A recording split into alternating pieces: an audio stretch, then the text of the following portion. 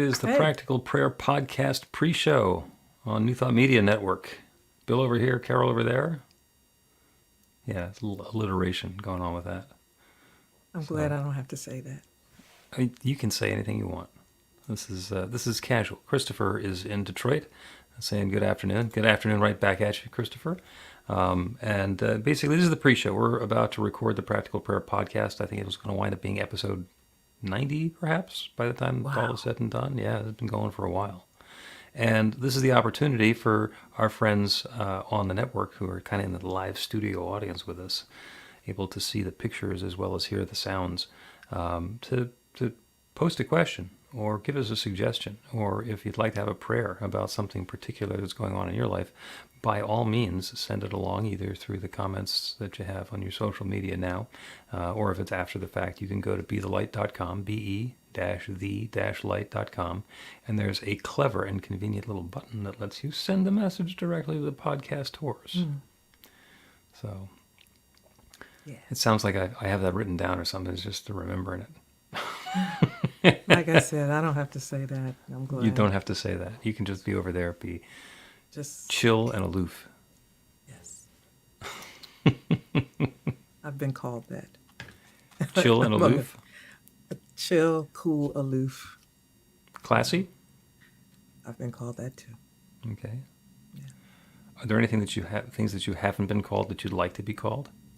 Um, no, pretty much stuff comes up and it's okay. I'm very I'm not insulted very much anymore. Maybe at one point, but I haven't pissed anybody off. Had the experience. I was putting together the next live practical prayer for Real Results workshop, which is going to be on March 25th, Hmm. and there's that musical exercise at the end of it, and so I was back and forth with Daniel Namod, and he agreed to do that, and he agreed to reschedule it, and I said, you are too cool. And he says, well, that's one more time being called cool than my entire time in high school, so thank you.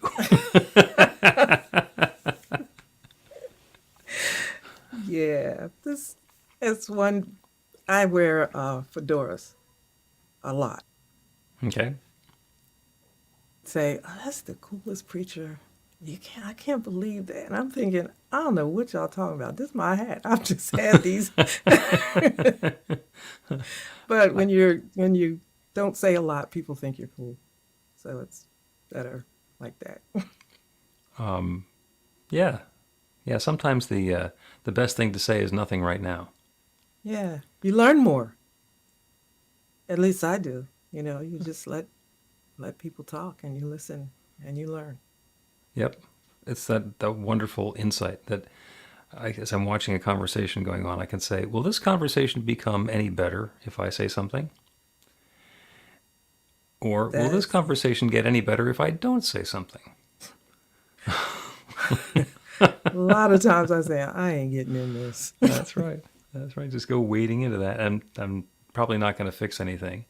And me saying something and people hearing something are not necessarily connected. We like to think so, but not always. I don't know. For me, I think it came with age. I used to be highly opinionated. I probably am still opinionated. I just keep it to myself now. You're just quieter Yeah, I just don't. The or only world I slower. can deal with is my little world, right here. I deal with that. The other stuff is too much for me. The conversation came up yesterday at the end of our Sunday celebration about me being on a trajectory going from being a wise ass to being a wise man. And one of my practitioners said, oh, you're actually rocking both at the same time. Well, let's see. Are you a wise man? You probably have to get some different clothes. Like You have to isn't there a dress the wise part. man robe? Yeah, I have some robes. they preacher robes. They don't One of them's a, count. one of They them's a don't. preacher robe. One of them's a graduation robe. They One of look them's the same. one of them's a bathrobe. No, I think you're gonna have to go to Another the. one is a costume. You have to go to the wise man shop to get. I bet there is one. but, just breeze through, scroll through YouTube. You'll find stuff. Find wise man clothes. Well, yeah, there's probably a lot of purple and linen and silk and stuff. Yeah, well, I have some friends, they call me their girl guru. You should get this. I said, no, see, now I like my little hair thing here. And if I go that route, I can't, I can't do that. And my little earrings and everything. I like this. You got to look the way that you want to look. Yeah. All right. Let us launch the next episode of the Practical Prayer Podcast by pushing the magical button over here and then starting ourselves off. A practical prayer is a prayer that works. These discussions between Reverend Bill Marchiony and Carol Lawrence dive into the details of how it works and how to work it. Reverend Bill is a New Thought minister and the author of Practical Prayer for Real Results. Your new life begins with a new thought.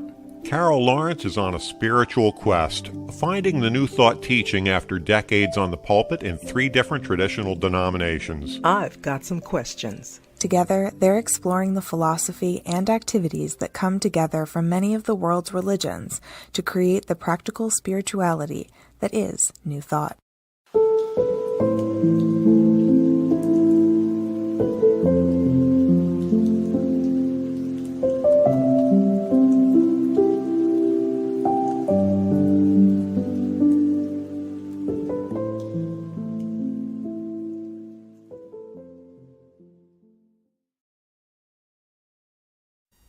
Welcome to the Practical Prayer Podcast. I'm Carol, here with Reverend Dr. Bill Marchiony. And you wanted to talk about insurance, or as they say in Yeah. North Carolina, insurance. Insurance. Insurance, yeah. And, okay, so you go ahead and tell me what your take on insurance is. Okay, so I think I mentioned that it came to me this weekend when I was going through insurance, making sure everything was in place. And a friend of mine called and had a little situation going, and the subject of prayer came. And I thought, okay, so why are you calling me about this when, we stand on opposite sides of what I call the bridge when it comes to prayer and so forth. So why are you calling me? And then it dawned on me, she was looking for insurance. And I was kind of tickled because she doesn't like my way of doing things and interpreting scripture and blah, blah, blah. But Gotcha. apparently she is not comfortable with the policy she has. Aha. So in that situation, she called. I said, you're looking at another policy. You're looking for another company. Gotcha. You're not So going she to make was a commitment, but you're shopping. she was doing the prayer for herself, but she wasn't convinced that her way was actually going to do it. So Right. She wanted you to back her up as the insurance policy, so that at least somebody is praying properly for her to get what she wants. Very interesting, too, because she was, this situation is not terribly new, but it's not going in the direction that she wants it to go. So that also was a part of the phone call. Right? I knew that it's not going the way you want. So that's why you're calling me. I'm thinking this. I didn't, say that because I would never make somebody feel bad about that, about what they believe. But it's hard sometimes not to be respectfully tickled Mm-hmm. because I thought immediately of Reverend Ike,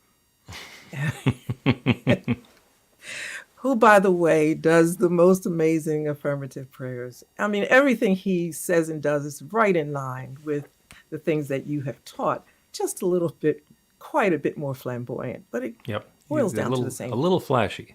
Yeah, well, a lot flashy, but that's Okay. cool. I can go look past that. It's the content we're after, right? So she was, and I wanted to say so badly, you know what? Like, just turn on Ike. I could just give you, this will work for you. You'll be able to understand this a lot better. But then you go into, I don't like Ike and I don't like this. So insurance, it's like all mixed up with perception, interpretation. You don't like the delivery person. It's like all these things get in the way of your insurance policy. No wonder people aren't happy with their, Yeah. You know, I think yeah. I So, think it actually happens the other way around, because what they'll say is, well, I don't like the flamboyance, and I don't like the delivery, and I don't like the, referring to God as it, and I don't like this, and I don't like that, and I don't like the way that you structure this, and I don't like the way that you're being presumptuous about you getting what you say just because you're saying it, or whatever. And that is all secondary to the fact that they don't really believe that it's going to work. So all the objections come up about why they're justified in their disbelief that this is an effective prayer practice. And then, of course, they're right. Because if you believe it's not going to work, then it works exactly the way that you believe, which is to look like it doesn't work. So if somebody believes that they are unworthy of, let's say, a wonderful, happy, harmonious, loving relationship, if they believe deep down within that they don't deserve that wonderful relationship, then it doesn't matter what prayer they do, what activity they're involved in, any of the rest of it. When the relationship shows up, it will seem wonderful for a little while, and then it'll turn sideways just like the rest of them have. And it's not because they did something specifically wrong. It's because that's the belief that's still operative. and it's simple, but not easy. Right.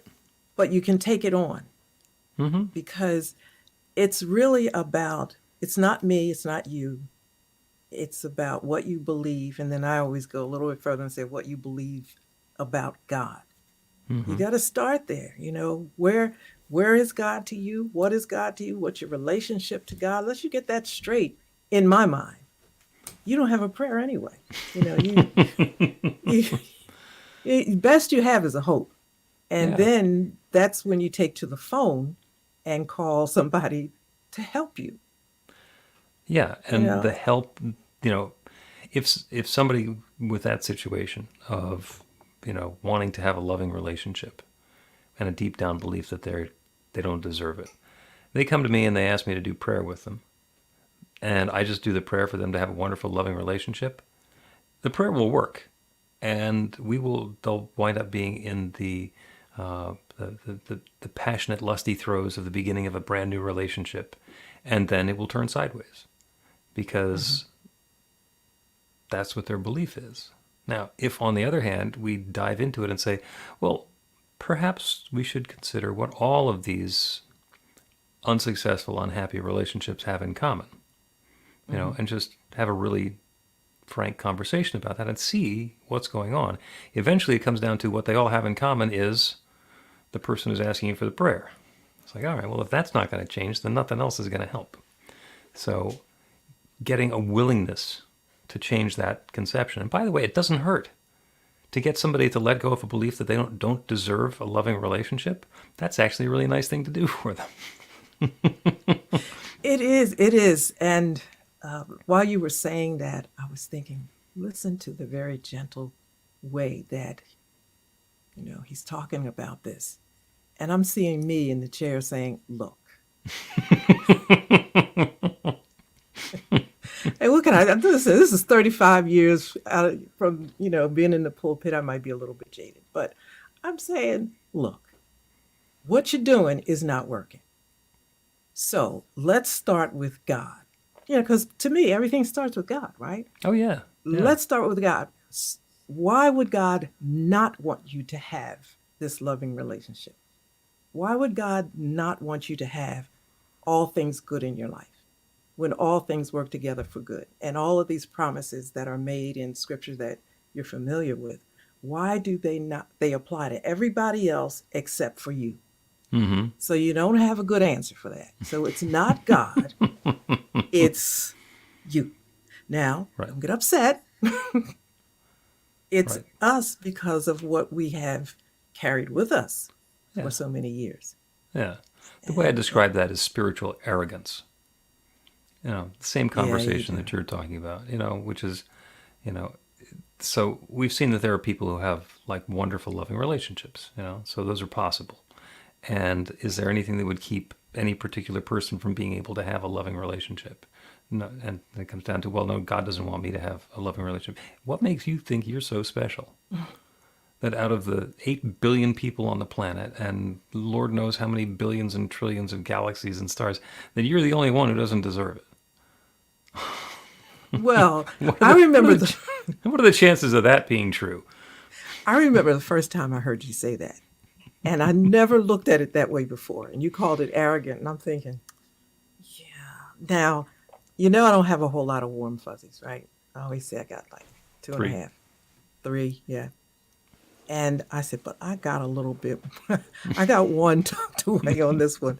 Because, yes, I see what you're saying. And that is so funny. But I kind of feel badly for people who feel like they don't deserve. Because I don't start with that part of the conversation. We usually I know go around, you do. You're very compassionate. We go around the really are. circle a few times before I get to the point of pointing out that what they're saying is just supremely arrogant, and they probably don't want to be saying that. Yeah. I mean, Yeah, God loves everybody except me. And I want to make sure the world knows you are very compassionate. Thank you. It's just people feel they've been so beaten and so disappointed in so many ways in their life. And starting with God and the love of God is a starting point for me. If it's not God, then who is it? And we're not talking about the one with the pitchfork, because that's like not in the conversation. If it's not God, then you are misinterpreting everything.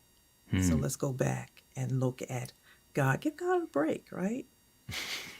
God's trying to do some good things for you, and you're saying, I don't deserve it. How about we try letting some good come to your life? Amen. Let's take a break and then talk some more about God.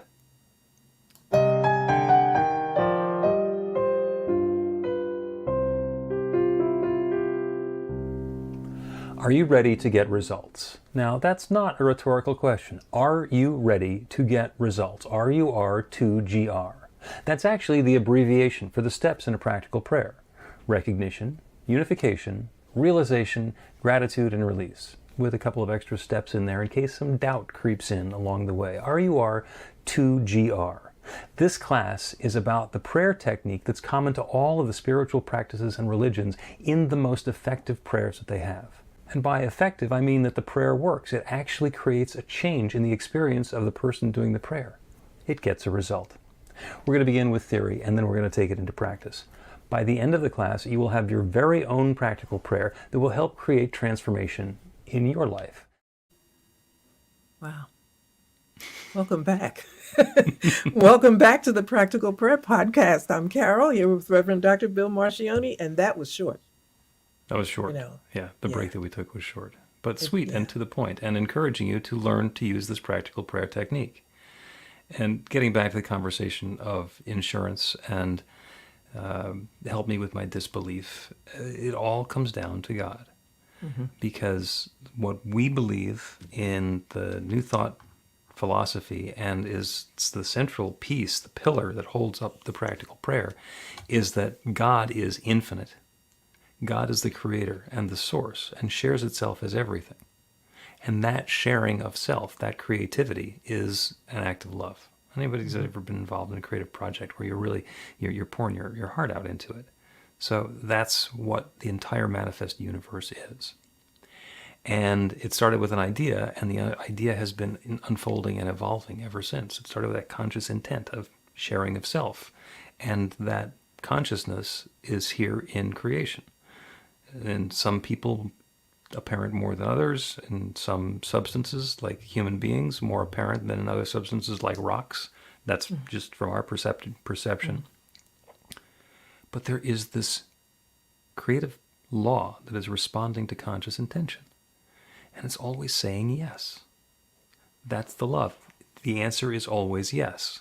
So the limitation is not imposed on us by God out there deciding whether or not we deserve something. The answer is yes, based on what we believe is possible. Because if I say, I believe I can float off the surface of the planet and transport myself to the moon, if I truly believe that, by the time I get to 40,000 feet and it's really cold, I'm going to be saying, uh-oh. Forgot to mention the air that I'm going to need between here and the moon. And there's a reason that we don't believe those things. And part of it's self-preservation. Part of it is because we don't know what we don't know. So as we open ourselves up to new possibilities, it's going to be incremental. It's going to be changes based on what's happened before, the framework for experience that we have now. But it's not because God can't do it. It's because we're not ready for it. Yeah. In the first practical prayer class that I took with you, you were talking about incremental things, like you want to ask for things, or I use the term ask, not for a billion, but maybe start with something you can believe in, like a parking space, Yep. or small things like that. Or And finding money on the ground. finding money. That's not outside of our belief system. We've all found a penny or a quarter on the floor. And so yeah, that could happen. And then like, $6 later in quarters, it's like this is happening a lot. But connecting the happening to the ask, that's the part that the consciousness part, I think. Because you can get that parking space and not think that, sometimes you luck up and you get the parking space. But you ask, when you connect the ask with the result, and that happens enough, at least that was my experience. It happens enough, I thought, well, wait a minute, it's something to this. So my belief and the power of God get connected, and I see a result. And so now I'm past the finding small change in the parking lot. I remember the day I said, look, I need to ask for something bigger here. And apparently I'm not asking enough, because you did this, but this is not cool. This is not enough. And if I got to keep coming back to you. I got other stuff that need attention. So to me, it's that practical. It's Oh, adjusting my expectations with what I believe is possible from this God that I have believed in. And that's why I think it's so important to figure out and be sure of what it is you believe about God. Because if God is this mean, punishing God, well, what do you expect? Your life is just in the toilet, because that's what you expect. That's what you're going to get. And there are aspects of prayers being answered that we don't necessarily understand. There was a minister friend of mine who lived in Center City, Philadelphia, and he was going home, and there was a snowstorm that was getting underway, and he parked on the street. And so he thought, there's going to be a challenge finding a place to park on the street, so he started doing prayer to have his perfect parking space. And he drove around past his house, and there's nothing there. And he drove around the block, and there's nothing. He's looking for parking spaces. It's snowing more and more and more. He continues to do the prayer for his perfect parking space. There is nothing on the street that opens up, and eventually he goes and he parks in a garage. And he thought it was a failed prayer. And maybe his perfect parking space was in the garage. So get over your small self and thinking that you want to save $20. Because to get the quote perfect parking space on the street and then have the truck get destroyed by somebody who's slipping on the ice, that's not a favor either. When we're praying for our perfect parking space and the one that we've picked out of the catalog doesn't show up, maybe there's something bigger going on for us. Now you're taking us to the next level of faith when it comes to prayer. Faith, period. Yeah, God knows how this is going to work. And and I can tell you, I have always had suggestions for God. I'll ask, but if you're busy, I do have this worked out. If you just want to go with that. Here's one possibility that could happen, and I'll take this one or even something better. Yeah, so I got it covered all the way around. Well, when you were talking about insurance, I thought that's where you were headed. That I got it covered. I got it covered, and the insurance is I'm going to ask God to help too. No, I kind of let that one, go a little bit, because if you bring me back to faith, or I bring myself back to faith, what do you believe? Like, so many times things work out differently than I might have expected or had not necessarily been on my plan. Looks a little different. Hmm. And, back in the day, I'd get a little miffed about it. But then again, what do I believe about God? God knows better than I know. Spirit knows better, sees further, all of that good stuff. So if I put all that in place, I check what I believe, then this result must be a divine result. It must be what I need right now. So Hmm. I'm not always happy. I'm not going to lie. And I don't even try to say, okay, I'm just going to be happy. No, I'm just going to be believing. I'm just going to be trusting Yep. that I'm going to see the good in this. Yeah, I think I've mentioned a few times before that life is kind of divided up into experiences of joy and opportunities to learn. Hmm. And there are times when I am just ready for an experience of joy, and I'm getting another opportunity to learn. And it's like, all right, enough with the learning. Yeah. Let me get Whoa. back to the joy.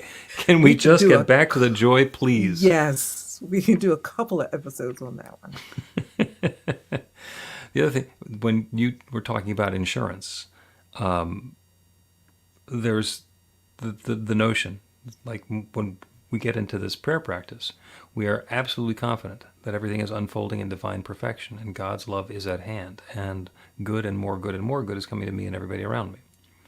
In which case, why would we ever need an insurance policy? And there are people who get involved in, especially in the running of churches and spiritual communities, where they're trained in the prayer technique and they're also on the board of trustees. And as a prayer practitioner, you know that all is unfolding in divine perfection. And as a trustee, you're making sure that the liability policy is paid up. Hmm. And so, like, what's going on with that? And the answer is because we are living in the world, we are going to take the steps that are required to be good stewards of what we have in the world. And the best practices say get insurance, have a, whatever it is, the liability policy and this thing covered and that thing covered in case somebody does something along the way. And the reason that that doesn't interfere with the philosophy or the teaching at all is because there might be a learning experience going on for somebody that will involve an insurance claim. Maybe there's somebody doing a woe is me, how could anything get any worse? And they'll slip and fall on the sidewalk in front of our place, and suddenly they've got an insurance claim, and they went from woe is me to, needing chiropractic care, and then suddenly there's money. And like, woe isn't you, but you had to take a stumble in order for something to happen.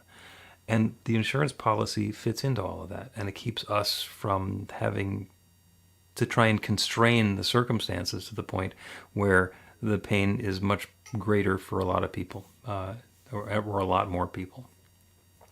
So we get the insurance. Because we're good citizens and we're smart and we're intelligent Right. and everybody's not playing by the same playbook.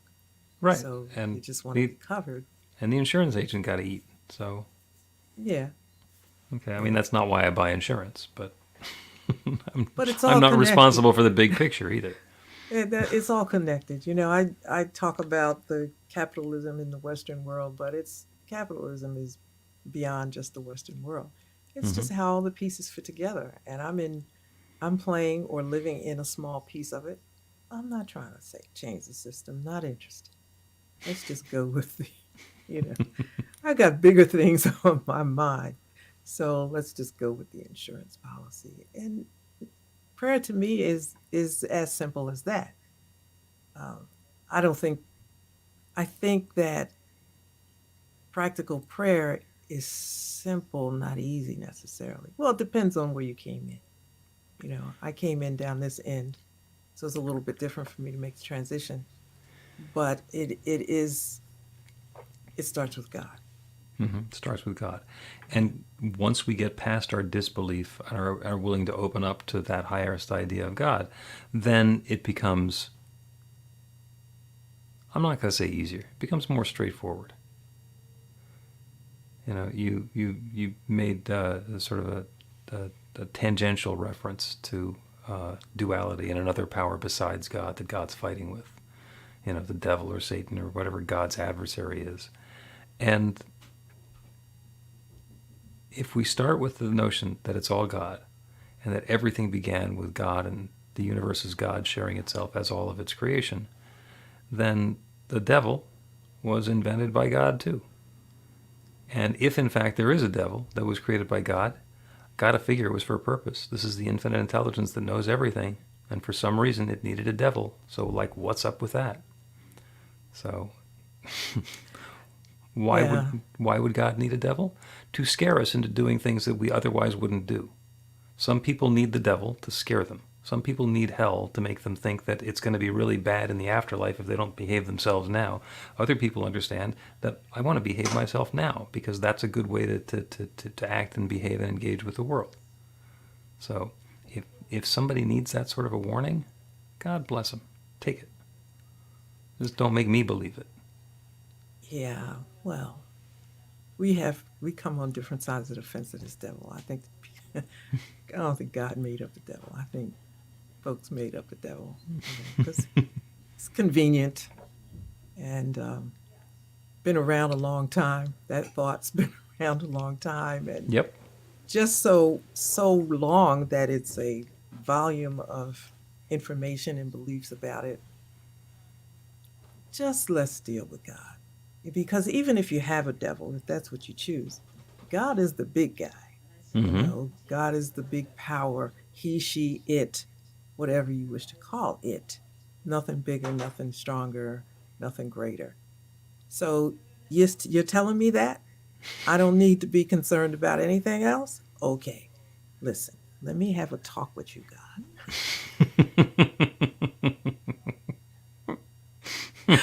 You know what? I hope listen. I got a new car a couple years back, and the front seat, passenger seat, was where God sits. And when somebody is getting in, I'll say, God, look, just bump to the back seat. Just jump back there because this is not going to last. You can get your seat back. And I laugh about that, but that is always reminding me that, of the presence of God with me. Mm-hmm. And there's nothing bigger that can be God. So why even give anything else any consideration? You know what? My dad used to say, don't mess with the foot soldiers. Go to the general when you have a problem. Now that he wasn't talking about God. He was talking about some other things, but it fits. Oh yeah. So you got a devil, fine, foot soldier. Listen, God over here, this is the one. I got a problem. Let's discuss this. There you go. Let's take a break and then do a prayer to be even more fully aware of the presence of God. Get inspiration in an instant. God calls are the gentle and uplifting moment of truth to help you remember that the bright light of God's love is shining right now as you. It's your God Call with Reverend Bill. Start your 2-week free trial today, and you'll get a phone call 4 times a week from Reverend Bill with an uplifting half-minute message filled with insight, wisdom, story, and fun. Let your light shine. You can answer the call to listen to it live or let it go to voicemail so you can hear it later. After the free trial, your subscription is just $5.95 a month. The details are at godcall.org. God calls are disruptive, intentionally. Whenever you write something, put on a gold star. They take you away from your routine to remind you about the truth of who you really are. They come at random times between 8:15 a.m. and 6 p.m., so you won't be expecting them. And somehow, the message is exactly what you need to hear at the time. Magic is loose in the world. It's a moment of motivation in the middle of your day. Find out more and start your 2-week free trial now at godcall.org. Welcome back to the Practical Prayer Podcast. I'm Carol, and this is Reverend Bill Marchiony. I'm not sure what side you're on, but that's you. Did I switch sides? I don't know. No, I don't think so. I don't know what side it looks like. Try that one more time. Welcome back to the Practical Prayer Podcast. Yeah, that's I'm it. Carol, here with Reverend Dr. Bill Marchiony. There we go. We're going to do a prayer because we've been talking about insurance and prayer as insurance. And If we don't necessarily believe that our prayer is going to work, maybe we have a friend who can do a prayer for us and they pray a different way, so maybe that's going to back us up and make sure that the message gets through to God. And what it comes right down to, what we've been agreeing on throughout the episode, is that first turn to God. Our awareness of the presence of the infinite, that divine power and presence, is the key to all of this. If it's all about our belief. If we don't have a firm belief that God is that one creative power, then everything else is going to go second to that, because it gets layered on top of our lack of full, deep and abiding belief. So for this prayer, we will turn our attention and our awareness to the divine, to God itself. We will open ourselves to faith and to the absolute certainty that that infinite creative power that has created everything is still active. So if you're comfortable doing so, close your eyes or go to a soft focus, whatever's safe to do where you are right now, so that we can let loose our attention and our attachment to the details in the world around us and open more fully to the awareness of that divine power and presence that is everywhere, that is everything, that is everyone. We breathe into that, deepening our awareness that that infinite creative power has created everything. It began with only itself. In the beginning, darkness and void and God, or the Big Bang, the singularity. In the beginning, just the one, and the intention. Let there be this newness, exploding into everything in this manifest universe, evolving into everything that exists today, or revealing itself a piece at a time, at a time, at a time, to share that divine love in all of these individual expressions, all of these particular forms. And that divine power and presence includes each of us. So we start first with the awareness of the truth of who and what we are. We are each individualizations of that one infinite creative power, that one divine source, that one limitless mind that has set the intention for creation to unfold and has created everything by sharing itself. We are each that divine presence now. And as we breathe in, we are filling ourselves even more fully with that divine presence. And as we breathe out, we are sharing more fully that divine presence with the rest of the world around us. And all of the good that exists anywhere is available everywhere, and it's available right here and right now.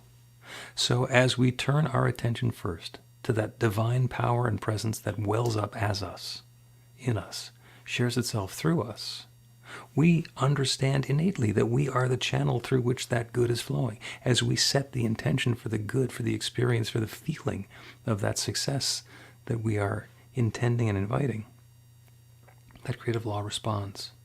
That love unfolds in our lives in a way that brings about that success, that experience, that feeling, perhaps in a way that's exactly the way that we would have described it or drawn it out with architectural drawings. And perhaps it happens in a way that is so completely unexpected that we never could have seen it coming. But this is how love unfolds. This is how the good reveals itself. The best part is there is no power in the universe that stands in opposition to this. There is only God. There is only God's divine love, and it's active and operating right here and right now for and through and as each of us. I'm so grateful for this good. I'm grateful for the awareness of the process. I'm grateful to know, without any question or doubt or hesitation, that each one listening is an expression of that infinite power and presence, that divine mind, that limitless love, and setting the intention for good and more good to unfold. And it does. The answer is yes. The good is happening now. And so I speak this word of opening, and I release it into that creative law that creates everything. And I know with absolute certainty it is now creating this. And so I let it be. And so it is. The Practical Prayer Podcast with Reverend Bill Marchiony and Carol Lawrence is a production of BeTheLight.com, be-the-light.com, where you can find more information about practical prayer for real results. Our theme is by Music of Wisdom.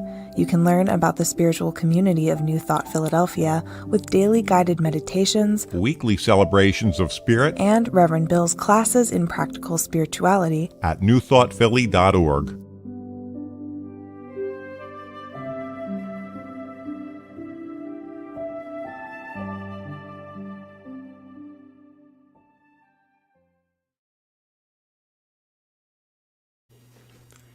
And this is the Practical Prayer podcast post show on New Thought Media Network. That was fun. It was. That was fun. That was wide ranging. Yeah, but for some reason we stayed on track. It felt like we stayed on track. I came back and we started talking about insurance again at the end. I think that's one of the things we rarely do, is actually finish where we started. So But listen, I'm growing.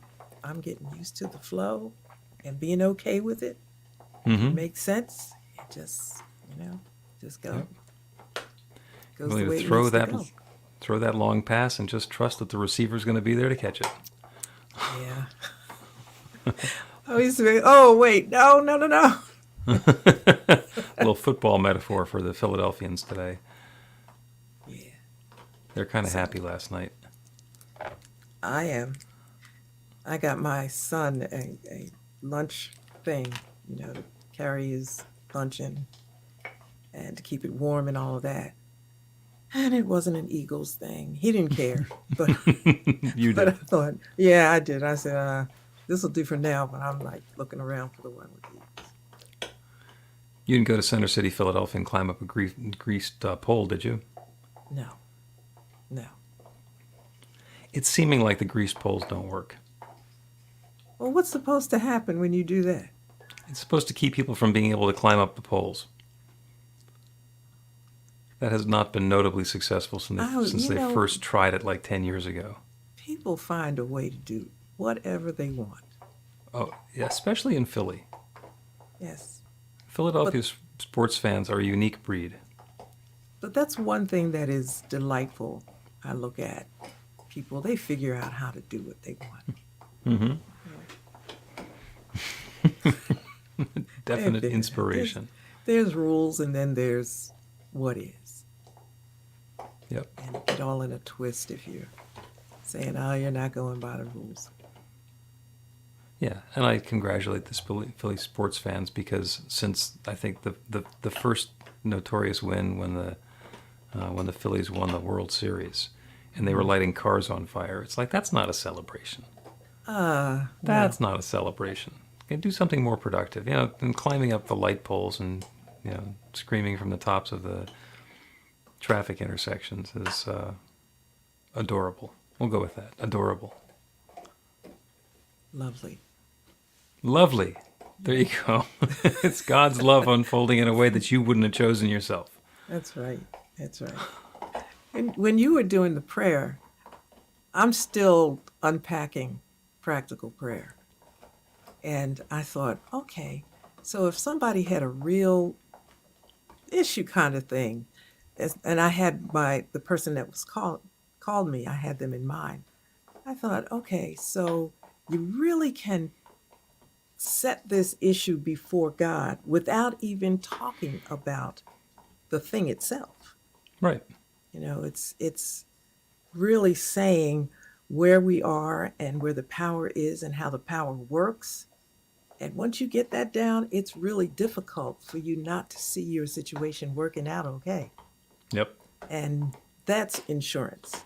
I think that's the kind of idea of insurance I'm thinking of.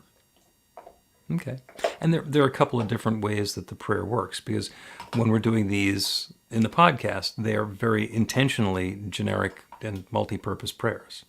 Because, if I pray for the same thing for you and for me, like for the same weight, and we both reach it, I'll be very happy, you'll be very unhappy. Yeah. Have that be the same number. So that's not what I'm going to do in this circumstance. That would be a prayer for our perfect weight, and whatever that means for each of us. When I'm doing one-on-one prayer work with somebody, then we can hone in on exactly what it is that they're looking for. And if there's a specific number, there's an amount of money that they need to have by a particular date, then we can include that in the prayer. And in such a way that it's not going to limit them to that amount of money, but will ensure that they have the adequate funds for what they know is going on. And we can be really specific. I can name the number of the weight. I can do whatever. So there are a couple of different ways to do that. But yeah, these are, and in a lot of ways, these prayers are a lot more instructive than those because we're free to choose. When I'm praying for good unfolding for Carol, you're the one who gets to define what good is. I like it. I do, because there's the other way of praying where you're talking more about the problem and explaining the problem. And by the time you get finished, you're still sad.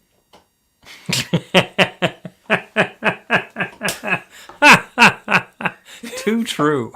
And I have all of these visions and flashbacks in my head, and you're really thinking that this is going somewhere. And I never forget the time I felt like this is going nowhere, because you're just so sad.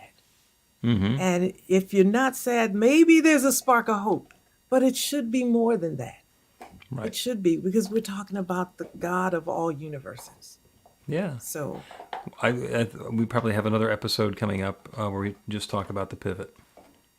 Because if we're looking at the stuff that's been going on that we don't like, yes, that is very real, and that's what has brought on this need to do a prayer.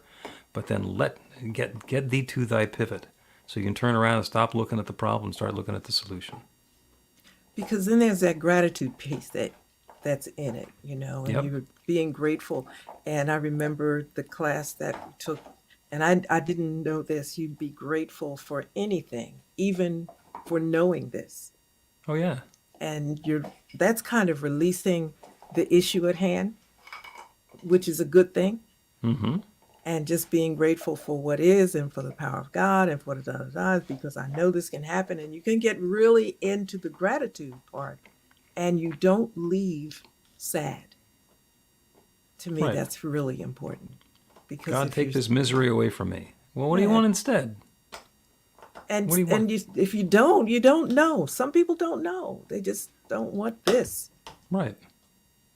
God, take this misery away. And what you're thinking about is that there's no money, and then suddenly there's an accident and they lose a leg. It's like, well, all right, so the money thing's not a problem anymore.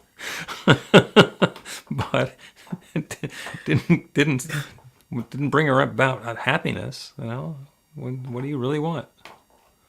And I'm looking for it from a good place. And when you get into the gratitude piece, you don't have to be conscious of looking for the good to happen, because that's a part of it. That's a part of the whole mindset business. So if my mindset is programmed on good and wonderful and lovely, and everything unfolding in a great and wonderful way, things happen that I didn't expect, because it probably will happen better than I thought it would. Oh, yeah. Yeah, if you had to design the way everything in the universe is going to fit together, you'd probably miss something. Oh, yeah. So it's good you don't have to. Well, you got to be convinced, I think. Yep. All right, let us bring this episode of the Practical Prayer Podcast post-show to a close. Thank you, Carol. Thank you, everybody who's listening and watching on New Thought Media Network. See you next Monday at 1 Eastern.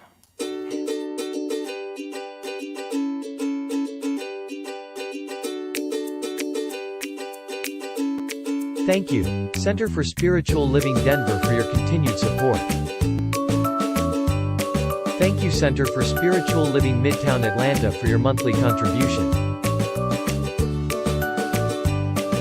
Thank you, Center for Spiritual Living North Jersey, for your monthly contribution.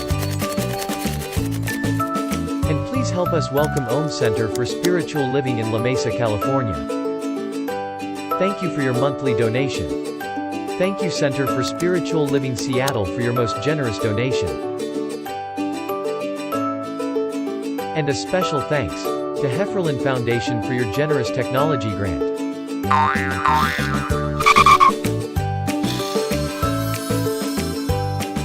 And Suze Ajit, thank you for your very generous donation. And a super special thank you to Dr. Tracy Brown, RSCP. Thanks for being a super donor. And a big shout out to all our committed donors.